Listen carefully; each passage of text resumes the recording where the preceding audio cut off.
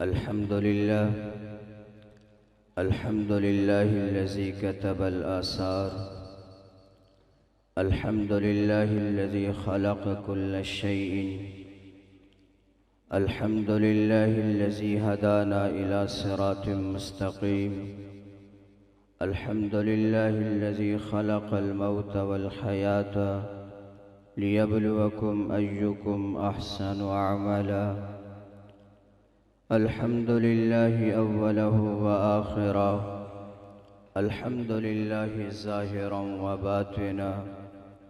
الحمد لله وكفى وسلام على عباده الذين اصطفى. أما بعد فأعوذ بالله من الشيطان الرجيم. بسم الله الرحمن الرحيم. وإنك لعلى خلق عظيم. وقال النبي صلى الله تعالى عليه وسلم: إنما بعثت لأتمم مكارم الأخلاق. وقال النبي صلى الله تعالى عليه وسلم: الدين النصيحة. وقال النبي صلى الله تعالى عليه وسلم: المسلم أخو المسلم. وقال النبي صلى الله تعالى عليه وسلم: المرء مع من أحب، أو كما قال عليه الصلاة والسلام. درود شریف. اللهم صل على محمد وعلى آل محمد كما صليت على إبراهيم وعلى آل إبراهيم إنك حميد مجيد. اللهم بارك على محمد وعلى آل محمد كما باركت على إبراهيم وعلى آل إبراهيم إنك حميد مجيد.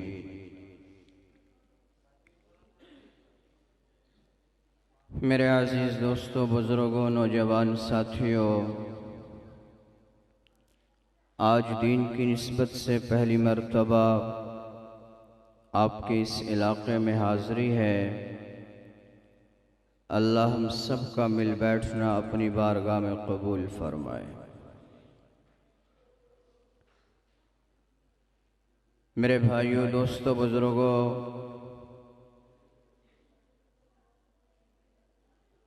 اللہ نے مجھے اور آپ کو بہت بڑا مقصد دے کر دنیا میں بھیجا ہے.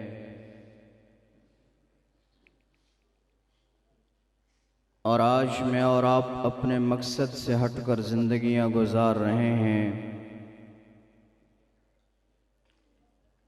اللہ نے اس امت کو آخری امت ہونے کی وجہ سے نبیوں والا کام عطا فرمایا ہے،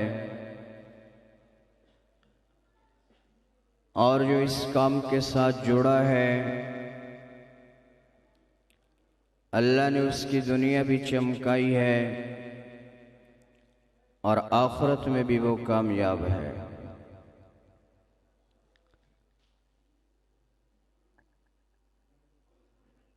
جب تک ہماری زندگیوں میں دین رہے گا، اللہ کی مدد، اللہ کی نصرت، اللہ کا نظام ہمارے ساتھ رہے گا.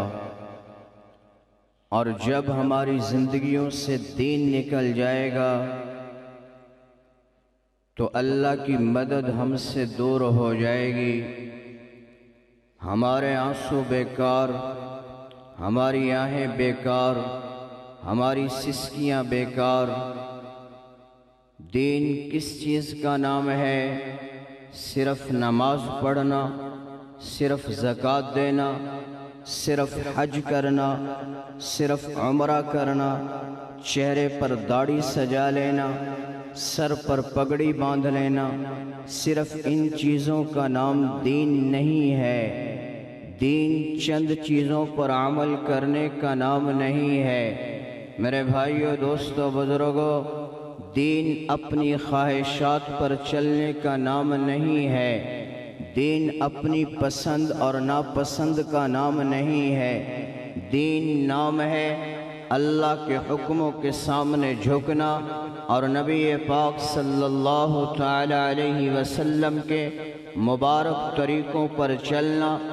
معاشرہ دوسری طرف کھڑا ہو، ماحول کچھ بھی کہہ رہا ہو، حالات کچھ بھی تقاضا کر رہے ہوں، لیکن اللہ کا بندہ، اللہ کے رسول کا شیدائی، اللہ کے رسول سے محبت کرنے والا نہ زمانے کی پرواہ کرے، نہ حالات کی پرواہ کرے، نہ ماحول کو دیکھے کہ آیا اس ماحول میں سنت لباس پہنوں گا، لوگ کیا کہیں گے، اس ماحول میں شادی سنت کے مطابق کروں گا، لوگ کیا کہیں گے، برادری کیا کہے گی۔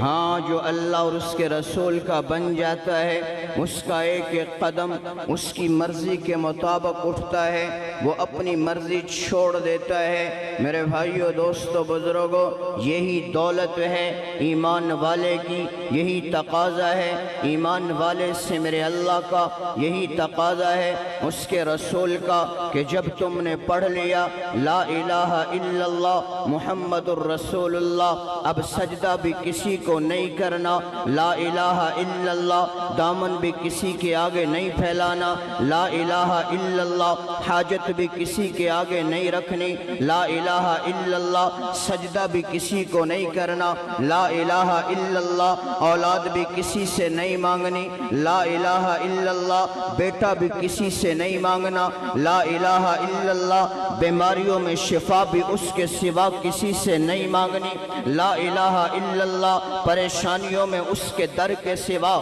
کسی در پر نہیں جانا، لا الہ الا اللہ اس بات کا یقین اپنے دل کی گہرائیوں میں بیٹھا کہ میں وہ ہوں جو گندا قطرہ تھا، وہ رب ہی ہے، لا الہ الا اللہ جس نے ماں کے پیٹ کے رحم کے اندھیرے میں مجھے انسانیت کی شکل عطا فرمائی، لا الہ الا اللہ وہ میرا اللہ ہے کہ جس کے سوا ماں کے رحم میں میری آنکھیں کوئی نہیں بنا سکتا، لا الہ الا اللہ وہ میرا اللہ ہے جو ماں کے رحم میں مجھے بولنے کے لیے زبان اللہ کے سوا کوئی نہیں دے سکتا، لا الہ الا اللہ وہ میرا اللہ ہے جو ماں کے رحم میں میرے سننے کی طاقت کانوں میں اور کوئی نہیں رکھ سکتا، لا الہ الا اللہ وہ میرا اللہ ہے جس نے ماں کے رحم میں میرے شکل صورت نئے نقش کو بنایا۔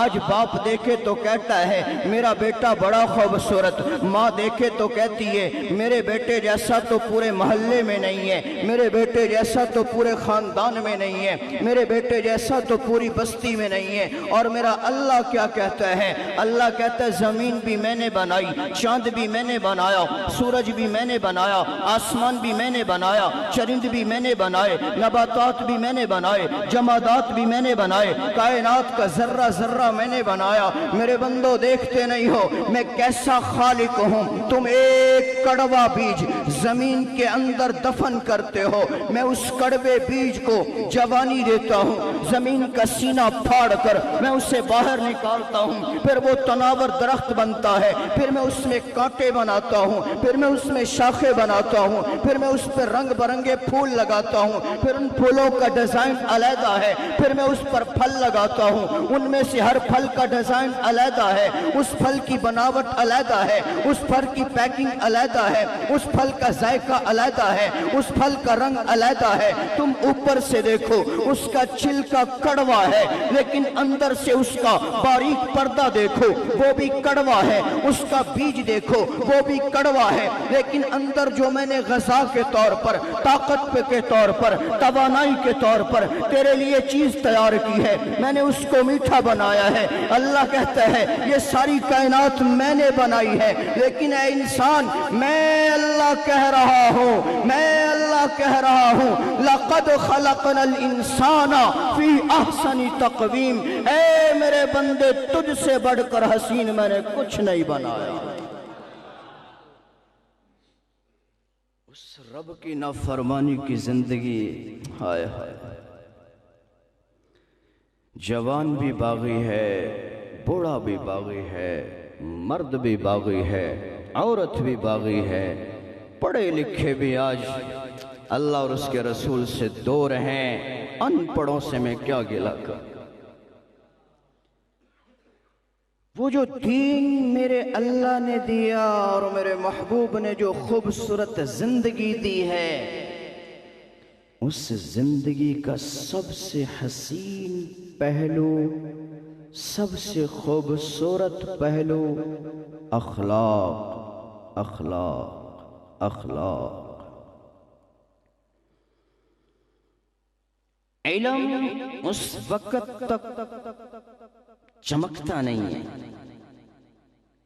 علم اس وقت تک رنجیدہ دل کے ساتھ بیت اللہ کو حسرتوں سے دیکھتے ہوئے یہ کہہ رہے ہیں، او اللہ کے دربار، تجھے چھوڑنے کو دل نہیں کرتا، لیکن اس ظالم بستی کے لوگ مجھے یہاں رہنے نہیں دیتے۔ آپ زخمی دل کے ساتھ آنسو بہاتے ہوئے مکہ چھوڑ کر چلے گئے، پھر اللہ نے فاتح بنا کر واپس لوٹایا۔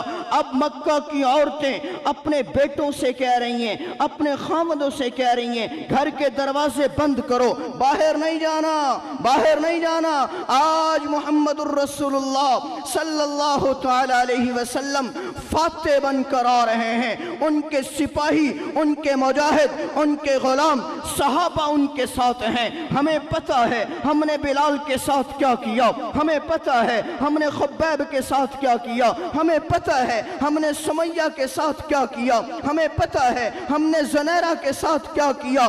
آج وہ ایک ایک صحابی کا بدلہ لے گا۔ تو عورتوں نے دروازے بند کر لیے۔ جب رات کا ایک حصہ گزر گیا، دوسرا حصہ گزر گیا، تیسرا پہر شروع ہوا، تو عورتیں بھی حیران، کوئی آواز نہیں، کوئی شور نہیں، کوئی شرابہ نہیں، کوئی چیخ و پکار نہیں۔ تو عورتیں کہتی ہیں ذرا دروازے کھولو اور باہر گلیوں میں دیکھو۔ وہ مسلمان مکہ چھوڑ کر آگے تو نہیں چلے گئے، تو انہوں نے دروازے کھولے، کوئی اس گلی سے چلا، کوئی ادھر سے چلا، چلتے چلتے سب بیت اللہ میں آئے تو کیا منظر دیکھا ہے۔ ہائے، کوئی صحابی سجدے میں پڑا اللہ کے دربار میں رو رہا ہے، کوئی رکوع میں ہے، کوئی سجدے میں ہے، کوئی بیت اللہ کا غلاف پکڑ کر آنسو بہا رہا ہے، کوئی اللہ کا نبی، اللہ کے نبی کا صحابی وہ ملتزم کو چمٹ کر دعائیں مانگ رہا ہے۔ تو وہ عورتیں، وہ مرد اللہ کے نبی کے دیوانوں اور صحابہ کو دیکھ کر شستر رہ گئے۔ اللہ کے نبی بیت اللہ کے اندر گئے، آپ نے نماز پڑھی، اس کی صفائی کروائی، آپ باہر آئے۔ اب تمام صحابہ اپنی گردنیں اونچی کر رہے ہیں، کاش چابی مجھے مل جائے، کاش چابی مجھے مل جائے۔ آپ باہر تشریف لائے تو عثمان وہیں سر جھکائے کھڑا ہوا تھا۔ اللہ کے دربار کا خادم بننا معمولی دولت نہیں ہے۔ میرے دیہاتی معاشرے میں مسجدوں کا متولی ہونا بہت بڑا رعب ہے امام پر،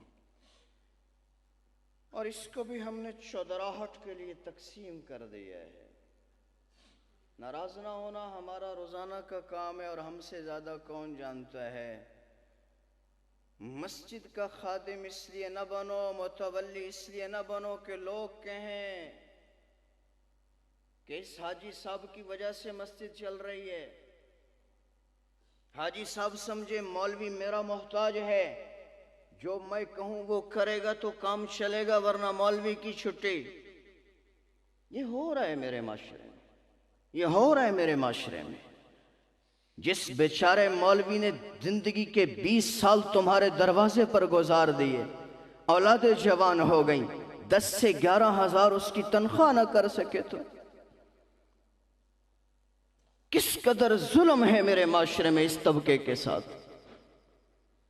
اللہ کا واسطہ دیتا ہوں، انہیں حقیر مت سمجھو۔ مسجد کا متولی ہونے کا مطلب یہ ہے کہ اگر معاشرہ نہ دے، محلے والے نہ دیں، تو اپنی جیب سے مسجد پر لگائے، اس کا نام ہے متولی۔ لوگوں کا دیا لگا دیا، یہ کوئی کمال نہیں ہے۔ تو ہر صحابی گردن اٹھا کر دیکھ رہا ہے، شاید آج چابی مجھے مل جائے۔ تو میرے نبی نے فرمایا عثمان کہاں ہے؟ وہ سر جھکائے کھڑا تھا۔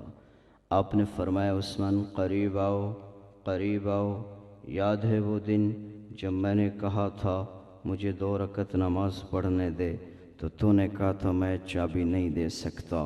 عثمان آج چابی میرے ہاتھ میں ہے، اور تو سر جھکا کر کھڑا ہے، میں اللہ کا نبی یہ چابی تجھے دے رہا ہوں۔ نعرہ تکبیر، نعرہ رسالت، اخلاق مصطفیٰ، اخلاق مصطفیٰ، نعرہ تکبیر۔ اللہ آپ کے جذبات کو قبول فرمائے۔ پہلے خوب لگا لیے، بعد میں بھی لگا لینا۔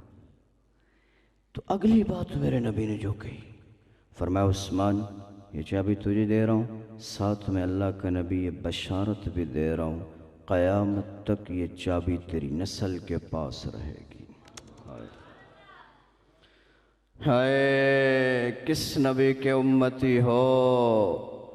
پانی پر لڑائیاں ہوتی ہیں، گولیاں چلاتے ہو، ایک دیوار رکھنے پر بھائی بھائی پر کلہاڑی چلا رہا ہے، 1 انچ زمین پر جھگڑتے ہوئے کتنی اولادیں بوڑھے باپ کو زمین کے لیے ذلیل کر رہی ہیں، کتنی بیٹیاں ہیں بوڑھی ماں کو زمین کے لیے ذلیل کر رہی ہیں، کتنے پڑوسی ہیں 10 سال گزر گئے سلام نہیں کرتے۔ ایسے بھائی میں دکھا سکتا ہوں اس معاشرے میں 20 سال ہو گئے بھائی بھائی سے سلام نہیں کرتا۔ مجھے بتاؤ کس نبی کے امتی ہو، کس نبی سے محبت کرتے ہو؟ یہ تعلیم میرے نبی کی نہیں ہے، یہ تعلیم میرے نبی کی نہیں ہے۔ اللہ کے نبی اخلاق دے کر گئے، ایسے اخلاق کہ جان کے دشمنوں کو بھی میرا نبی امان دے رہا۔ غزوہ احد ہوا تو وحشی بن حرب نے گھات لگا کر میرے نبی کے چچا کو قتل کر دیا، شہید کر دیا۔ تو آپ کو جو شہادت ملی آپ اتنا روئے جب آپ نے وجود کٹا دیکھا کہ اللہ نے جبرائیل کو بھیجا اور فرمایا جاؤ میرے نبی کو سلام کہو اور میرے نبی سے کہہ دو کہ میں اللہ نے عرش پر یہ لکھوا دیا ہے الحمزۃ اسد اللہ و اسد رسولہ، کہ حمزہ اللہ کا بھی شعر ہے، اس کے رسول کا بھی شعر ہے۔ آپ کو کچھ تسلی ہوئی، پھر آپ نے حکم دیا کہ وحشی جہاں ملے اسے قتل کر دو، اسے قتل کر دو۔ اب کیا ہوا؟ وحشی ڈرا ہوا، وحشی چھپا ہوا۔ کسی نے کہا بھائی وہ نبی تو بڑے اعلیٰ اخلاق والا ہے، وہ تو معاف کر دیتا ہے۔ ایک طریقہ ہے تم جاؤ اور کلمہ پڑھو، ایمان لے آؤ، اللہ کا نبی تمہیں معاف کر دے گا۔ تو وہ چہرہ چھپا کر، چادر لپیٹ کر، چہرہ چھپا کر آپ کی بارگاہ میں آیا۔ آپ یوں بیٹھے ہوئے تھے، وہ سامنے آیا، دائیں بائیں صحابہ بیٹھے تھے، تو اس نے کلمہ پڑھ لیا، کہنے لگا اشہد ان لا الہ الا اللہ واشہد ان محمدًا عبدہ ورسولہ۔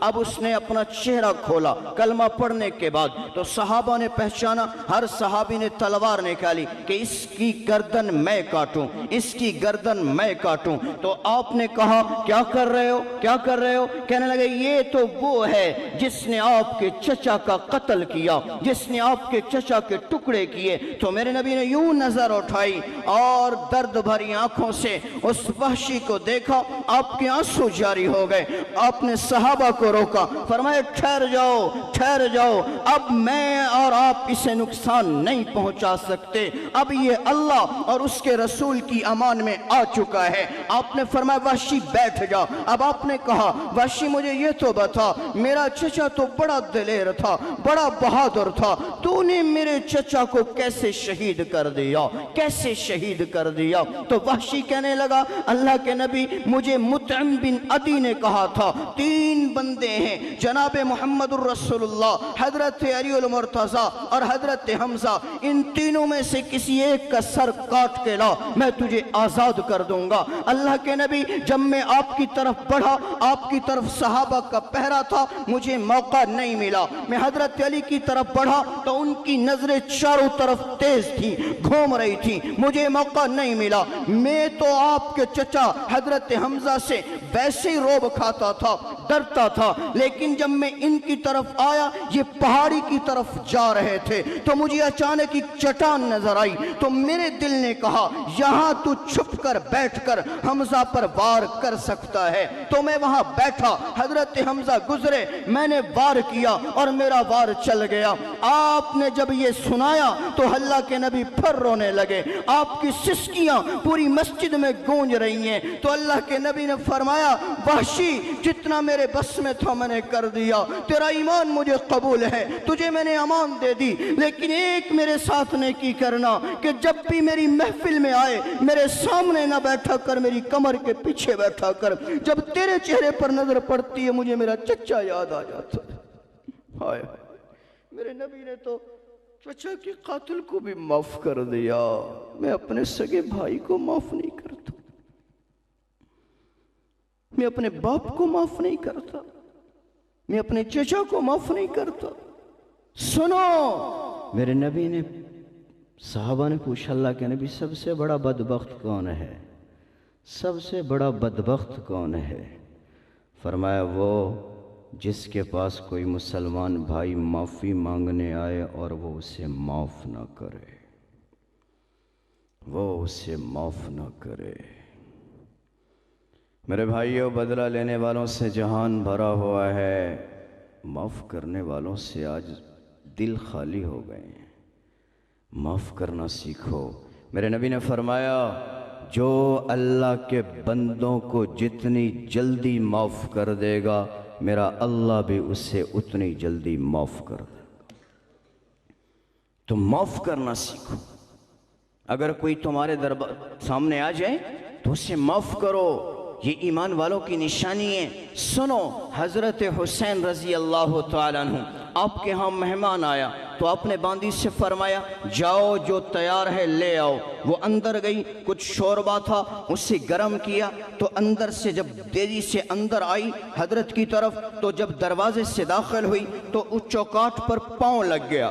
اب وہ آگے جب گری تو وہ گرم گرم شوربہ وہ حضرت حسین کے کپڑوں پر اور جسم پر گر گیا۔ آپ کو غصہ آیا اور آپ کا چہرہ مبارک سرخ ہو گیا۔ اب اس باندی نے جب دیکھا آپ غصے میں ہیں تو اس نے فوراً قرآن پر نظر دوڑائی کہ اللہ ایمان والوں کی کیا نشانیاں بتا رہا ہے۔ تو قرآن میں اللہ کہہ رہے ہیں وَالْكَاظِمِينَ الْغَيْظَ وَالْكَاظِمِينَ الْغَيْظَ، وہ غصہ پی جانے والے ہوتے ہیں، انہیں جب غصہ آئے تو پی جاتے ہیں۔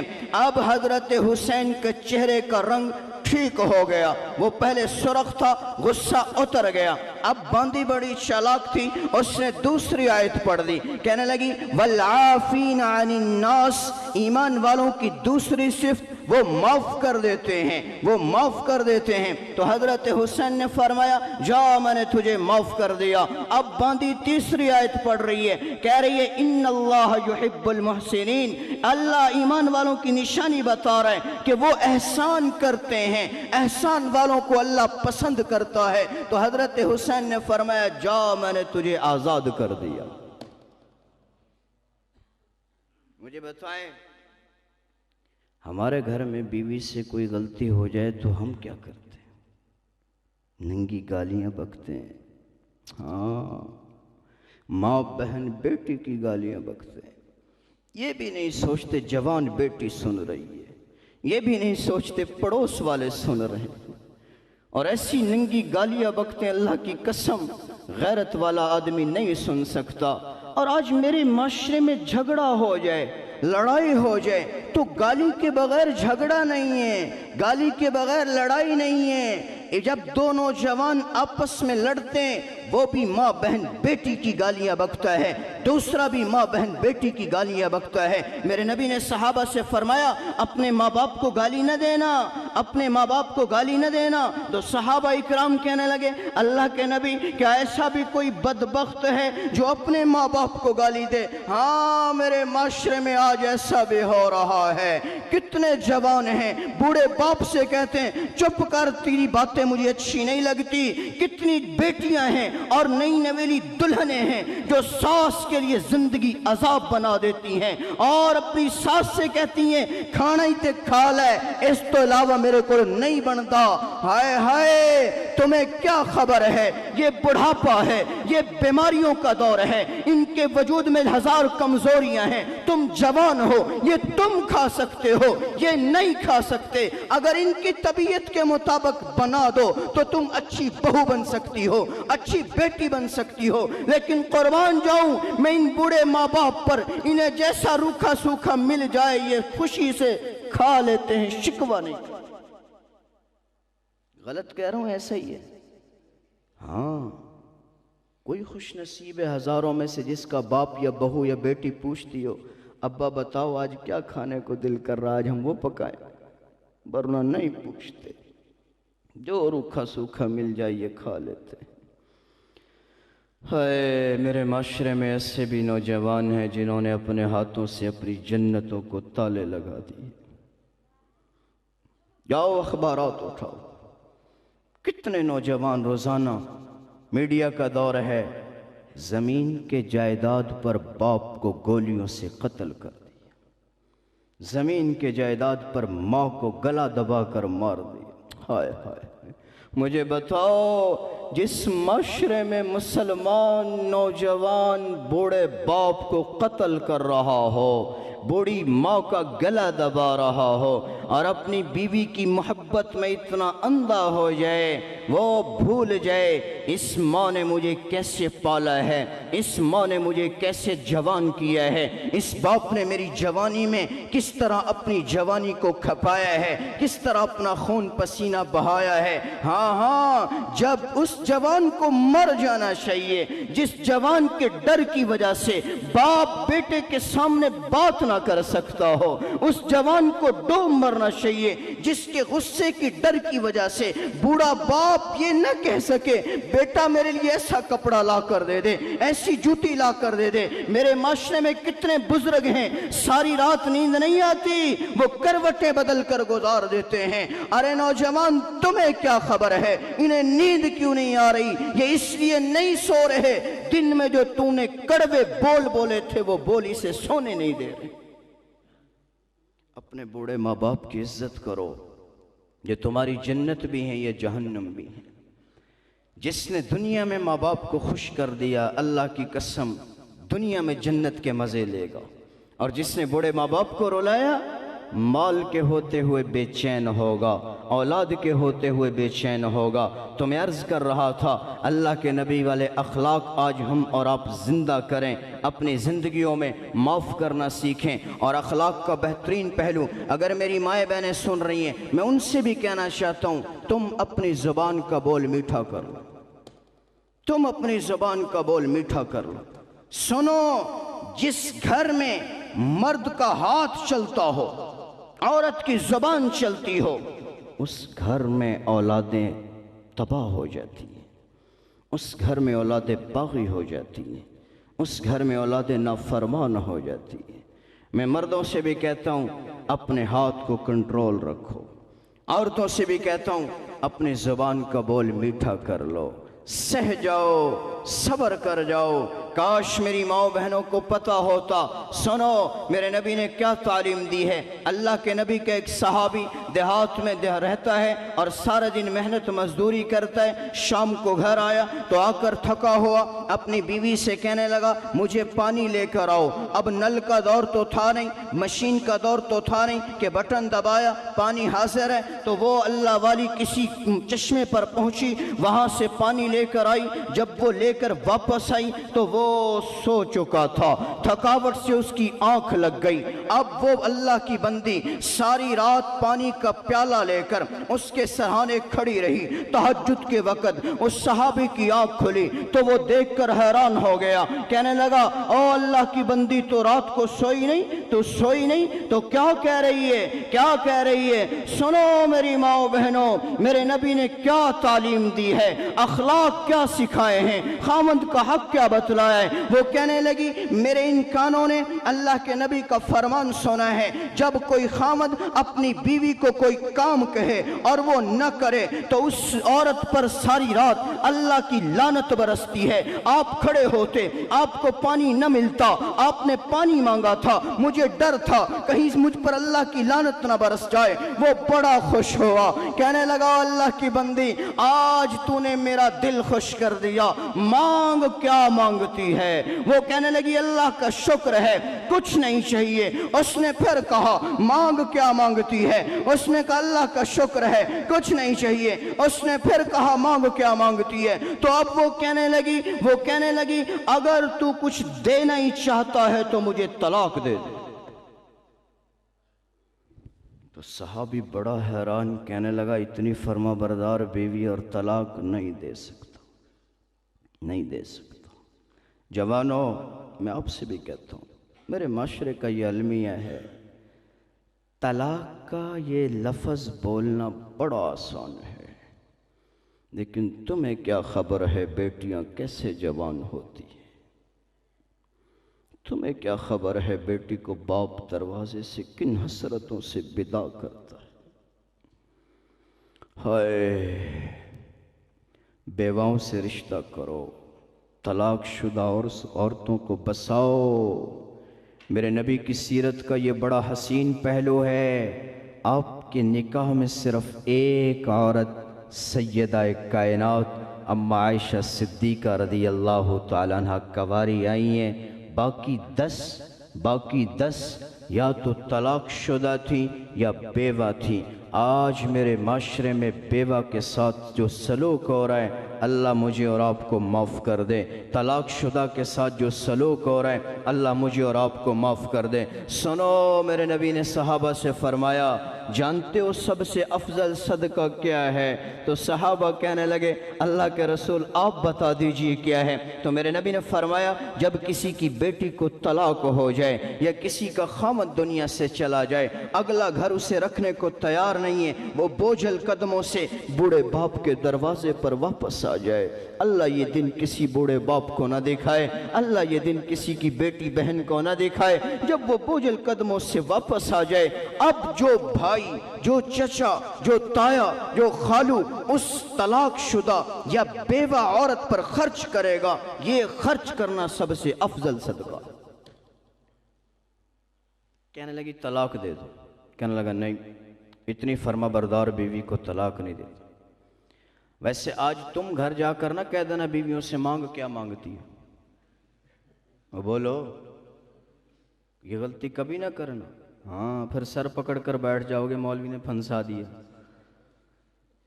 وہ شکر گزار عورتیں تھیں، آج تو جتنا ہے اتنا ہی کم، جتنا ہے اتنا ہی ناشکری۔ اور میں ایک بات اور بھی درد سے کہہ رہا ہوں، مجھے جس طرح بھی سنا میں نے کہ اس گھر میں ہر گھر میں حافظ ہے، بڑی سعادت کی بات ہے، ماشاءاللہ اللہ قبول فرمائے۔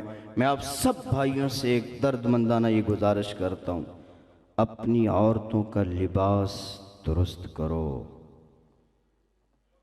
اپنی عورتوں کا لباس درست کرو۔ آج لباس جتنا مہنگا ہے اتنا ہی باریک ہے، جتنا مہنگا ہے اتنا ہی عزتوں کو تار تار کرنے والا ہے۔ نعرہ تکبیر، شان مصطفیٰ حافظ ابو بکر صاحب، حضرت حافظ ابو بکر صاحب۔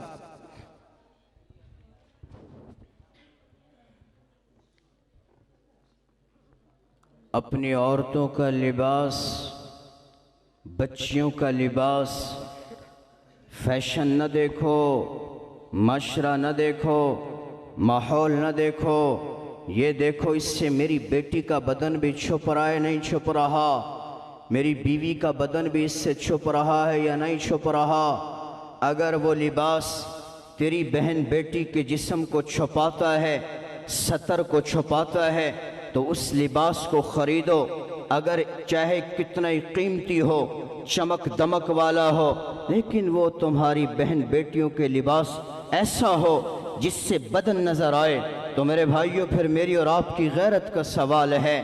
پھر اللہ سے ڈرو، پھر رحمتیں گھروں میں نہیں آئیں گی، پھر برکتیں گھروں میں نہیں آئیں گی۔ اپنی اولادوں کا لباس درست کرو، علماء سے پوچھ کر اہل علم سے پوچھ جب ہماری بہن بیٹیاں باہر نکلتی تھی، اگر ہوا کا جھونکا پڑ گیا، کہیں اس کے چہرے سے دوپٹہ یا چادر ہٹ جاتی، وہ گھر جا کر سجدے میں روتی تھی، اللہ میں نے جان بوجھ کر چہرہ نہیں کھولا، ہوا کا جھونکا آیا تھا، میرا چہرہ کھل گیا۔ آج میرے معاشرے کی مسلمان بہن بیٹیاں خود اپنے جسم کی نمائش کرتی ہیں، اپنے لباس کی نمائش کرتی ہیں، اور گھر میں میلی کچیلی رہتی ہیں، لیکن باہر جانا پڑ جائے تو بن ٹھن کر سنور کر جاتی ہیں۔ اپنی اولادوں کو دین سکھاؤ، انہیں نبی پاک صلی اللہ علیہ وسلم کی پاک بیٹیوں اور پاک بیویوں کا طرز زندگی بتاؤ۔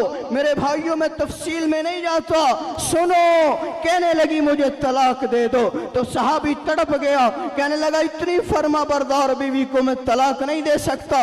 دونوں میں بحث ہوئی تو فیصلہ یہ ہوا، چلو صبح فجر کے بعد اللہ کے نبی سے فیصلہ کروائیں۔ فجر کی نماز پڑھی تو مسجد نبوی کی طرف جا رہے ہیں، راستے میں خاوند کو ٹھوکر لگی اور وہ گڑھے میں گرا، پاؤں میں موچ آئی، خون نکلا۔ بیوی نے سہارا دے کر باہر نکالا، دوپٹہ پھاڑ کر اس پر پٹی باندھی، ہاتھ پکڑا اور گھر کی طرف لے کر جانے لگی تو خاوند کہہ رہے، او اللہ کی بندی، تو کہہ رہی تھی مجھے طلاق چاہیے، اب گھر کہاں جا رہی ہے؟ چلو اللہ کے نبی سے فیصلہ کرواتے ہیں۔ تو کیا جواب دیا اس بیوی نے، کیا جواب دیا اس عورت نے، کیا جواب دیا اس صحابیہ نے؟ کہنے لگی، او اللہ کے بندے، او اللہ کے بندے، میرے تیرے رشتے کو 15 سال ہو گئے، اور میں نے اللہ کے نبی کا فرمان سنا ہے، جب تک کسی پر دکھ نہ آئے، بیماری نہ آئے، پریشانی نہ آئے، تکلیف نہ آئے، اور وہ اس پر صبر نہ کر لے، اس وقت تک اس کا ایمان مکمل نہیں ہوتا۔ 15 سال ہو گئے، تجھے کبھی درد نہیں ہوا، کبھی بیماری نہیں آئی، کبھی تکلیف نہیں آئی، آج تجھے چوٹ لگی، موچ لگی، تجھے درد ہوا، میں نے پٹی باندھی، مجھے سمجھ آ گیا تیرا ایمان مکمل ہو گیا، اب جس خاوند کا ایمان مکمل ہو میں اس سے جدا ہونا نہیں چاہتا۔ میرے بھائیو، دوستو، بزرگوں، میں آخر میں یہی عرض کروں گا کہ مہمان تمہارے آ چکے ہیں، میں لمبی تفصیلی گفتگو نہیں کرنا چاہتا، کہ اپنے اخلاق اچھے کر لو۔ اخلاق کا بہترین نچوڑ کیا ہے؟ معاف کرنا سیکھو، معاف کرنا سیکھو، معاف کرنا سیکھو۔ حضرت حاجی امداد اللہ مہاجر مکی رحمت اللہ تعالی علیہ، ان کے پاس ایک بندہ آیا، کہنے لگا حضرت فلاں بندہ ہے میرے راستے میں بڑے کانٹے بچھاتا ہے، بڑے کانٹے بچھاتا ہے، تو مجھے اجازت ہے میں بھی جواب دوں، میں بھی اس کے راستے میں کانٹے بچھاؤں؟ تو اللہ والے کیا اصلاح فرماتے ہیں، فرمایا نہ بھائی تم ایسا نہ کرنا، ورنہ پوری زمین پر کانٹے ہی کانٹے ہو جائیں گے، تم ایسا مت کرنا۔ میرے بھائیو، اگر تمہارے ساتھ کوئی برائی کرتا ہے، میرا نبی کیا کہہ رہا ہے؟ سل من قطعک، ہائے ہائے، کیا گہرائی ہے اس بول میں۔ میرا نبی کہہ رہے ہیں جوڑ، کس سے؟ کس سے؟ جو مٹھائی کھلائے؟ کس سے؟ جو چائے پلائے؟ کس سے؟ جو ڈیرے پر بلائے؟ کس سے؟ ہاں، میرے معاشرے کا یہ بھی المیہ ہے، غریب سے محبت نہیں کرتے، غریب کو سینے سے نہیں لگاتے، گزرتے ہوئے راستے میں غریب سے سلام نہیں کرتے، امیر آ جائے، سوٹ بوٹ میں آ جائے، دروازے کھول دیتے ہیں۔ میرے بھائیوں، میرا نبی کہہ رہے جو تجھ سے ہو گئے، حضرت کا انتقال ہوا، کسی نے ہمارے گھر میں راشن نہیں ڈالا، پتہ چلا یہ عمل کرنے والا دنیا سے جا چکا ہے، اور وہ امام زین العابدین رحمت اللہ تعالی۔ نیت کرتے ہو بھائی زندگیاں بدلو گے، ماں باپ کی خدمت کرو گے، بڑوں کی عزت کرو گے، امام کی عزت کرو گے، علماء کی عزت کرو گے، ماں باپ کی خدمت کرو گے، پڑوسیوں کے ساتھ حسن سلوک کرو گے۔ میں یہ درد سے باتیں کہتا ہوں، جب ہم دین سے کٹیں گے تو ہماری زندگیاں آج بتا رہی ہیں کہ ہم کس قدر دیندار ہیں۔ آج باپ کا جنازہ ہونا تو بیٹا غسل نہیں دیتا، باپ کی میت ہے بیٹا ہاتھ نہیں لگاتا، ماں کا انتقال ہو جائے بیٹی ہاتھ نہیں لگا رہی، بیٹی کو کفن بنانا نہیں آتا، بیٹے کو کفن بنانا نہیں آتا، جاؤ امام صاحب کو لے کر آؤ، جاؤ فلاں حاجن محلے میں اسے لے کر آؤ۔ ہائے کیا اولاد پالی ہے کہ ساری زندگی اسے یہ بھی نہ سکھا سکے، بیٹا جب میں دنیا سے جاؤں تو مجھے غسل یوں دینا، بیٹا جب میں دنیا سے جاؤں تو میرا کفن یوں بنانا۔ میرے بھائیو، اب تو بات بہت دور نکل گئی ہے، بہت دور نکل گئی ہے۔ آج باپ کا جنازہ پڑھ کر آ رہے ہیں اور گھر میں دوستوں کے ساتھ بیٹھ کر دانت دکھا رہے ہیں۔ مجھے بتاؤ، جب اس حد تک ہم دین سے دور ہو جائیں، علماء کے گستاخ ہو جائیں، مولوی کو اور امام کو حقیر سمجھنے لگ جائیں، تو یوں پھر ہماری اولادیں مرنے پر ہمارے خوشی کریں گی، وہ غم نہیں کریں گی۔ اور میں ایک مسئلہ اور بھی بتاتا چلو، علماء بیٹھیں، میں ان سے بھی کہتا ہوں، اپنے جمعوں میں، اپنے وعظوں میں، اپنی مسجد کے ممبروں سے ان باتوں کو سمجھاؤ۔ ہمارے معاشرے میں دین نہیں سیکھا، اس لیے یہ ساری برائیاں ہیں۔ اگر کوئی بندہ مر جائے، غسل دیتے ہیں نا، بولو بھائی، غسل دیتے وقت 15-20 بندے اس کے چاروں طرف کھڑے ہو جاتے ہیں۔ ہائے، یہ کوئی تماشے کی جگہ ہے؟ یہ کوئی کھیل کی جگہ ہے؟ نہ، یہ غلط ہے۔ صرف 2-3 حد 4 افراد جو غسل جانتے ہو، جن کی ضرورت ہو۔ تمہیں کیا خبر ہے اس کے بدن پر، اس کے جسم پر، یا مرنے کے بعد چہرے پر کسی کی نظر پڑے اور وہ اس کے متعلق غلط اپنے ذہن میں، دل میں بات لائے اور اس کی عزت نفس مجروح ہو، اس کے متعلق غلط سوچے اور اپنے اعمال کو برباد کر بیٹھے۔ اس لیے اسلام کہتا ہے دنیا سے وہ جائے تب بھی اس کی عزت کا خیال رکھنا۔ ایک اور غلطی ہوتی ہے کہ جب غسل دیتے ہیں تو کفن میں سے ایک کپڑا کاٹ دیتے ہیں، کاٹن کے کفن میں سے، کہ یہ ٹکڑا کیوں ہے جی؟ یہ جب کپڑے اتار دیں گے تو اس کے اوپر رکھ کر غسل دیں گے۔ آپ سب جانتے ہو جب اس کاٹن کے کپڑے پر پانی ڈالا جائے تو وہ جسم سے چمٹ جاتا ہے۔ مولانا ایسے ہی چمٹ جاتا ہے۔ ہائے، دیکھنے والوں میں سے کسی نے اس کے جسم کے اعضاء کے متعلق غلط سوچ لیا تو میرے بھائیو، ڈر ہے کہیں پکڑ نہ ہو جائے۔ یہ کوئی فرض واجب نہیں ہے وہی کپڑا ڈالو، پھولدار چادر ہو، پاک چادر ہو، رنگین چادر ہو، کہ اگر وہ جسم سے لگتی بھی ہے تو اعضاء محسوس نہ ہو۔